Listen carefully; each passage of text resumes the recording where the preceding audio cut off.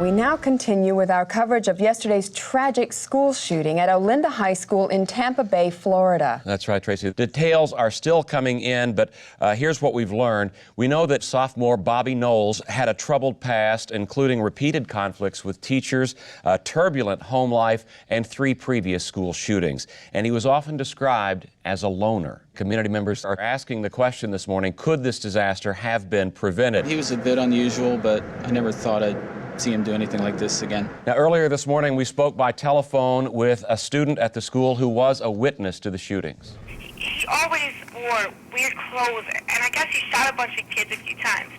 No one really hung out with him. With us now is Dr. Claire Loyola from the American Child Psychiatric Institute. Welcome, Doctor. Thank you, Tracy. We have some photos of Bobby through the years. Would you mind giving us your professional interpretation? Yes, now looking at these photos, some aspects of his behavior may have been red flags. How he's holding that gun there, and look at the skull on his sweatshirt, the dark colors in his clothes.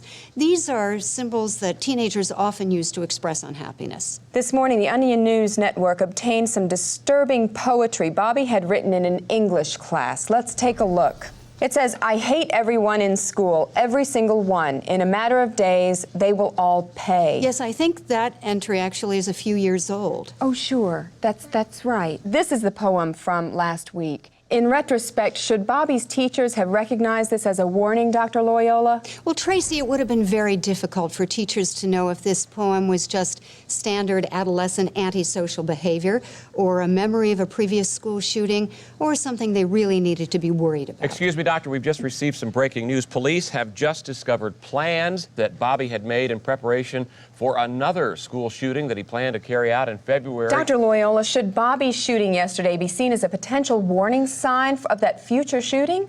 Well, possibly, Tracy, but it's important not to jump to conclusions here.